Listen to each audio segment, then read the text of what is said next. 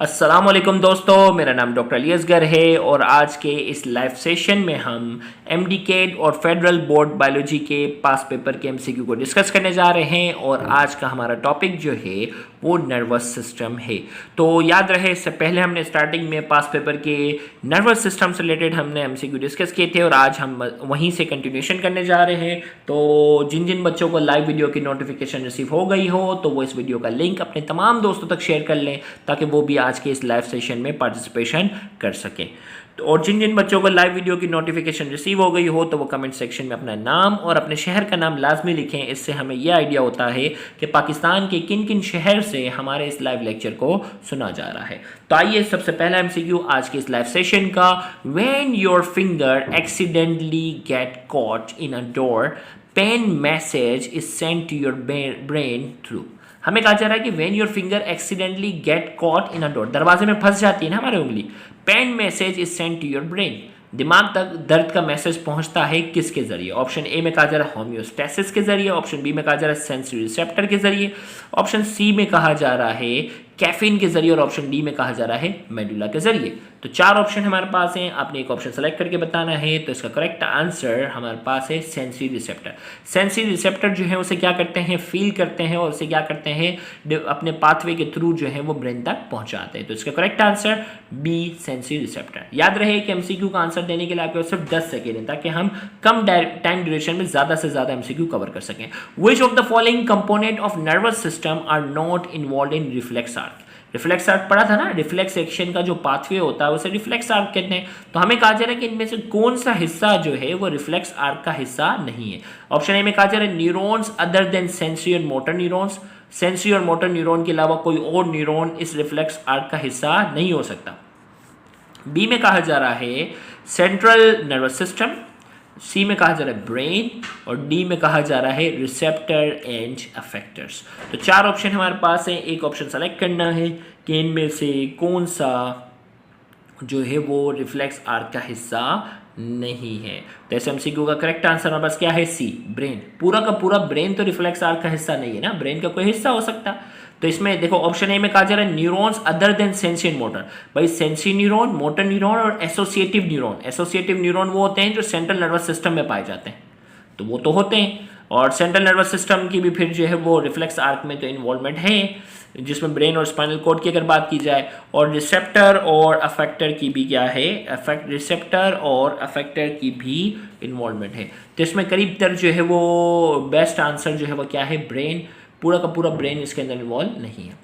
Next हमारे पास है central nervous system is compose of. Central nervous system के अंदर कौन से न्यूरॉन पाए जाते हैं? Option A associative neuron, option B sensory neuron, option C motor neuron and option D all of these. इनमें से कौन से न्यूरॉन जो है वो सेंट्रल नर्वस सिस्टम में पाए जाते हैं?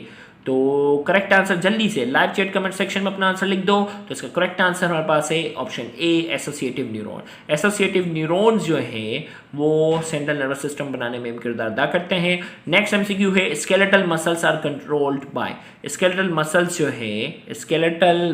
जो है वो कौन कंट्रोल करता है? Option A sympathetic nerves, parasympathetic nerve, somatic nerve and D autonomic nerve. तो चार ऑप्शन हमारे पास है, एक ऑप्शन सेलेक्ट करना है skeletal muscles are controlled bye.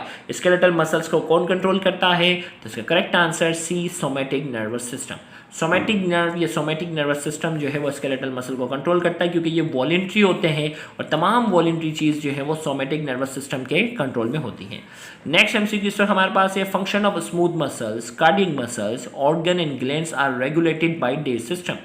Smooth muscle, cardiac muscle, organ और ग्लैंड, इनके फंक्शन को कौन रेगुलेट करता है? ऑप्शन ए में कहा जा रहा है parasympathetic nervous system, option B में कहा जा रहा है sympathetic nervous system, option C में central nervous system and option D autonomic nervous system. तो चार ऑप्शन हमारे पास हैं, एक ऑप्शन हमें सेलेक्ट करना है। देखते हैं करेक्ट आंसर जो है वो कितनों का आता है। तो इसका करेक्ट आंसर जल्दी से मैं बताने जा रहा हूँ। करेक्ट आंसर इसका, जल्दी से एक ऑप्शन सेलेक्ट कर लें जल्दी से। तो इसका करेक्ट आंसर हमारे पास है D autonomic nervous system. Sympathetic और पैरासिम्पैथेटिक जो है वो ऑटोनोमिक नर्वस सिस्टम का हिस्सा है। तो बेस्ट आंसर क्या है? Autonomic nervous system. तो D is correct answer. The largest part of brain brain इनमें से कौन सा हिस्सा जो है वो दिमाग का सबसे बड़ा हिस्सा है, largest part of the brain? Option A cerebellum, option B medulla, option C thalamus and option D cerebrum. The largest part of brain, इनमें से कौन सा हिस्सा है जो दिमाग का सबसे बड़ा हिस्सा है?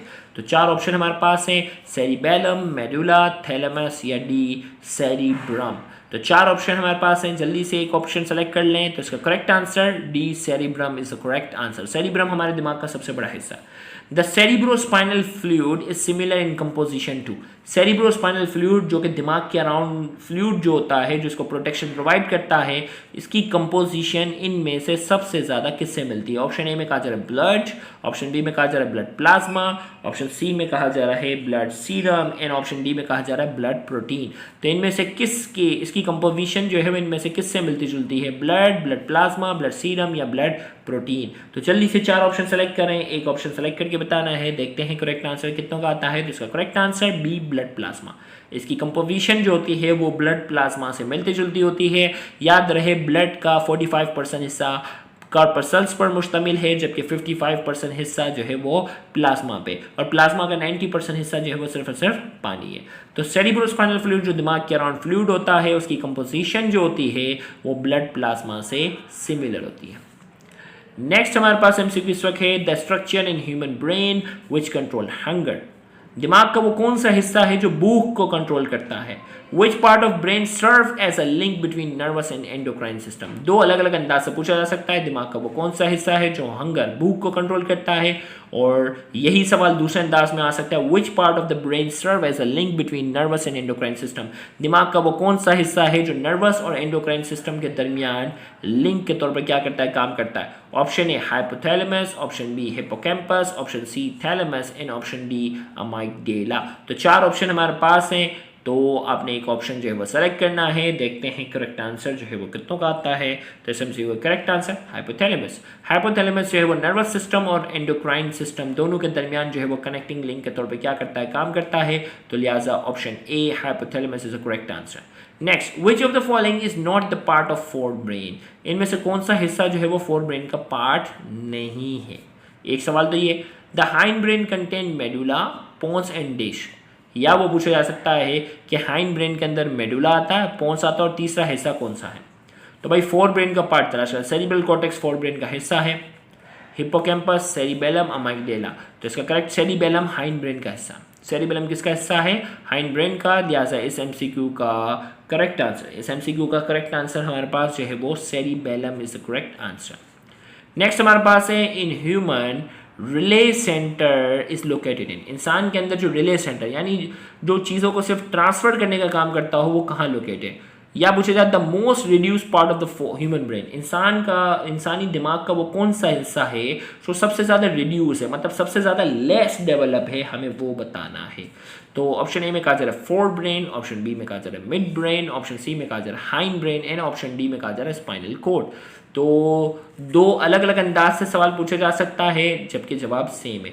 तो रिले सेंटर का काम कौन करता है, या दिमाग का वो कौन सा हिस्सा है जो सबसे ज़्यादा रिड्यूस है? तो इसका करेक्ट आंसर हमारे पास है B, mid brain is the most reduce part of the brain in human. इंसान के अंदर मिड ब्रेन जो होता है वो काफ़ी लेस डेवलप होता है, जबकि दूसरे मैमल्स के अंदर ये थोड़ा सा बेहतर डेवलप होता है। All are related to medulla oblongata except. भाई इनमें से अब ऑप्शन में बताए जा रहे हैं ना, जितने भी फंक्शन हैं ये तमाम के तमाम मेडुला ऑब्लोंगेटा से ताल्लुक़ रखते हैं सिवाय एक के।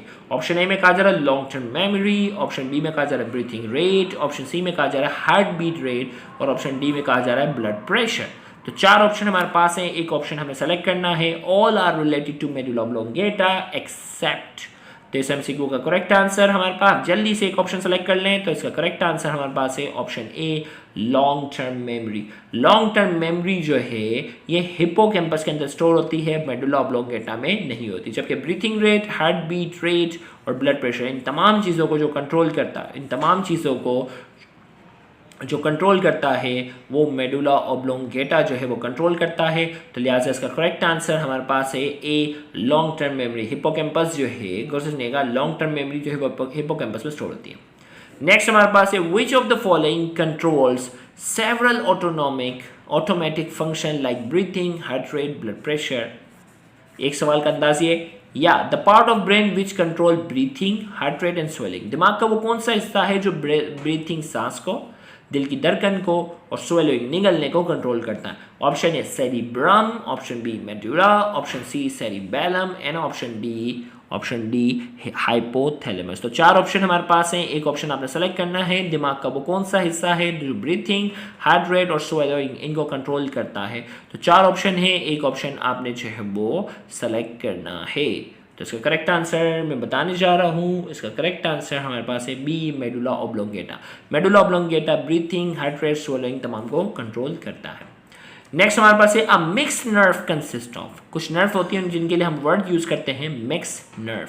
तो वो मिक्स नर्व बेसिकली क्या होती है? ऑप्शन ए में कहा जा रहा है motor and associative nerve fibres, B में कहा जा रहा है sensory and associative nerve fibre, C में कहा जा रहा है motor and sensory nerve fibres and option D में कहा जा रहा है डेंड्रोन्स एंड डेंड्राइट्स। तो चार ऑप्शन आपके पास हैं, एक ऑप्शन आपने सेलेक्ट करना है। A mix nerve consist of. Mix nerve basically किन दो चीज़ों से मिलकर बनी होती है? तो एक ऑप्शन आपने सेलेक्ट करना है। तो इस एमसीक्यू का करेक्ट आंसर हमारे पास है C, motor and sensory nerve fibre. Mix nerve जो है उसमें मोटर और सेंसरी नर्व फाइबर्स जो है वो दोनों होते हैं। नेक्स्ट एमसीक्यू है a nerve is. Nerve basically क्या है? ऑप्शन ए में कहा जा रहा है कलेक्शन ऑफ न्यूरॉन, न्यूरॉन की कलेक्शन के लिए वर्ड यूज करते हैं। बी में कहा जा रहा है बंडल ऑफ एक्सोन और डेंड्राइट्स, एक्सोन और डेंड्राइट्स के बंडल को कहते हैं। सी में कहा जा रहा है concentration of dendrites and axon, जहां डेंड्राइट्स और एक्सोन की कंसंट्रेशन बहुत ज़्यादा हो उसको कहते हैं। और डी में कहा जा रहा है bundle of axon dendrites bounded by connective tissue. ये डेंड्राइट्स और एक्सोन के बंडल का नाम है जिसके अराउंड जो है कनेक्टिव टिश्यू की पूरी एक लेयर होती है। बाउंडेड बाय कनेक्टिव टिश्यू यानी कनेक्टिव टिश्यू से क्या कर रहे हो? बाउंड कर रहे हो। तो इसका करेक्ट आंसर हमारे पास जो है वो D, bundle of axon and dendrites bounded by connective tissue. तो इसका करेक्ट आंसर डी है। नेक्स्ट हमारे पास है the number of cranial nerves in human. इंसान के दिमाग के अंदर number of cranial nerves in human. Human के अंदर क्रेनियल नर्व्स की तादाद कितनी है? 21 pair, 24 pair, 12 pair and D 62 pair. The number of cranial nerves in human. Human के अंदर क्रेनियल नर्व्स की तादाद कितनी है? चार ऑप्शन आपके पास है, एक ऑप्शन आपने जो है वो सेलेक्ट करना है। इसका करेक्ट आंसर हमारे पास है सी, 12 पेयर्स। नेक्स्ट हमारे पास है which of the following term can be used for axon fiber of a neuron. Which of the following term can be used for axon fiber of a neuron? कौन सी term जो है वो neuron के axon fibre के लिए use होती है? Option ए में कहा जा रहा है प्री साइनेप्टिक फाइबर और post ganglionic fibre, option B pre synaptic fibre और pre ganglionic fibre, option C में कहा जा रहा है पोस्ट गैंग्लियोनिक फाइबर और post synaptic fibre, option D में कहा जा रहा है प्री गैंग्लियोनिक और पोस्ट साइनेप्टिक फाइबर। तो चार ऑप्शन आपके पास हैं, एक ऑप्शन सेलेक्ट करना है। Which of the following can be use for axon fibre. Axon fibre के लिए कौन सी टर्म जो है वो यूज हम कर सकते हैं? तो इसका करेक्ट आंसर हमारे पास है प्री साइनेप्टिक फाइबर और post ganglionic fibre. Pre synaptic fibre होता है या ये पोस्ट गैंग्लियोनिक फाइबर होता है। तो correct answer is option A. यानी एक्सोन जो होगा ना, आप हमेशा देखना साइनेप्स से पहले होगा। देखो नर्व इंपल्स का टॉपिक जिन्होंने पढ़ा है उनके लिए आसान है। ये साइनेप्स से पहले होता है और गैंग्लियन यानी सेल बॉडी के बाद होता।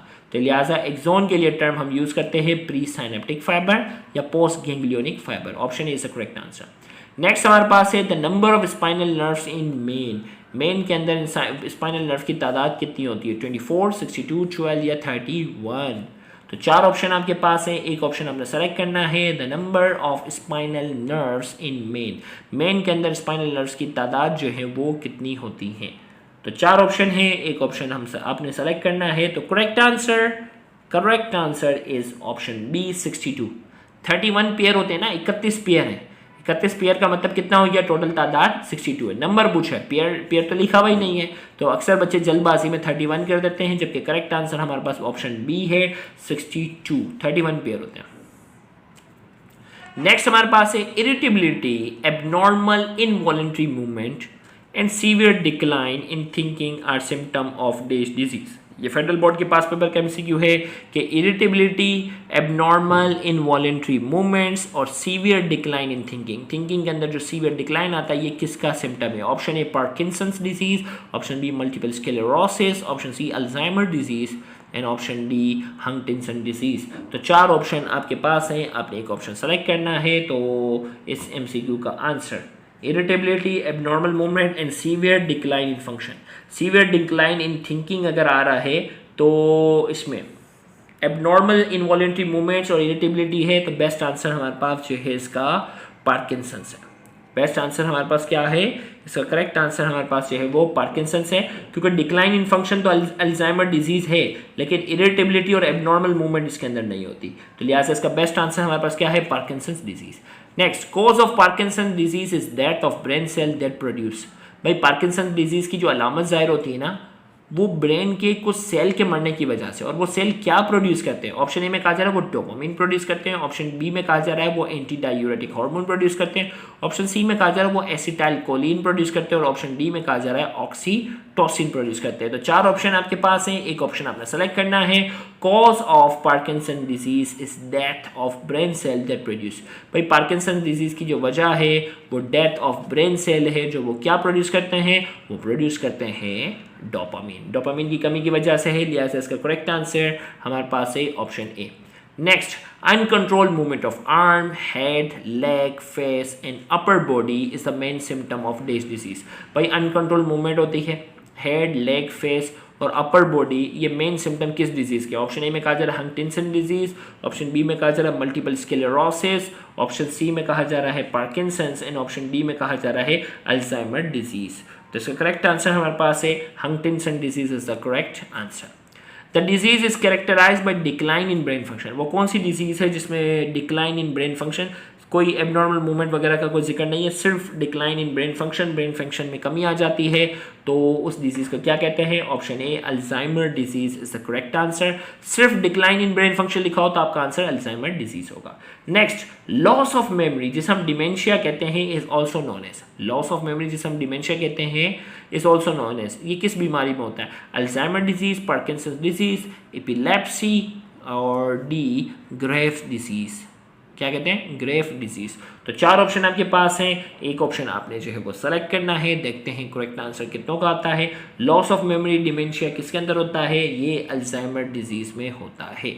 तो यहाँ जाकर हमने आज के पास पेपर जो एमडी केट के थे और फेडरल बोर्ड के थे, इन तमाम पास पेपर्स को नर्वस सिस्टम्स के टॉपिक से रिलेटेड हमने जो है वो उन तमाम एमसीक्यू को डिस्कस किया।